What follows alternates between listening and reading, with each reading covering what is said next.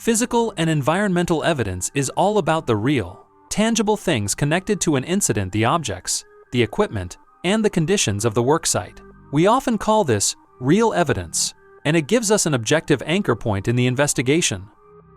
Human memory can fade or be biased, but physical evidence shows us what the environment actually looked like and how it may have contributed to what happened.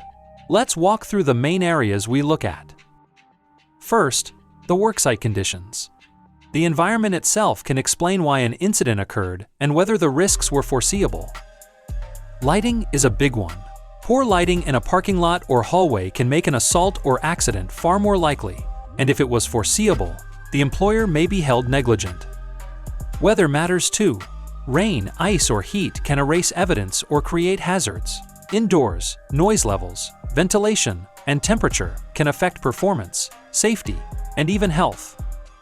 And of course, we look for unsafe conditions: cluttered work areas, blocked walkways, or unstable surfaces that contribute to accidents. Next, equipment and material evidence. Sometimes the physical object is the smoking gun. We check whether machinery was properly maintained or whether safety guards were removed. We look at tangible items like weapons, drugs, damaged materials, or tools used in misconduct. In fraud or forgery cases, even simple items like laminators, check paper, or scanners can be key. And we always review maintenance logs and training records to see whether equipment was used correctly and safely. Then we examine the workplace layout.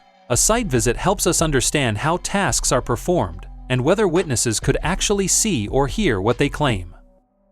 For example, someone saying they overheard a threat might lose credibility if the area is normally drowned out by loud machinery.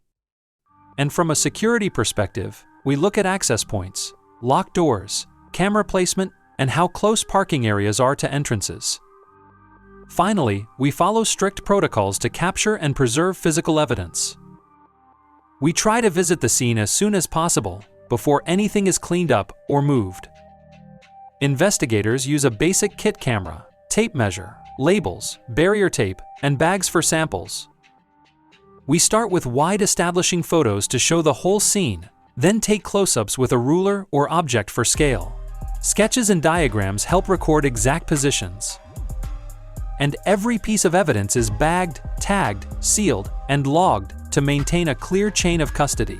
So physical and environmental evidence gives us the real-world context behind an incident. It helps us confirm or challenge what people say, understand root causes, and build a defensible, fact-based picture of what truly happened.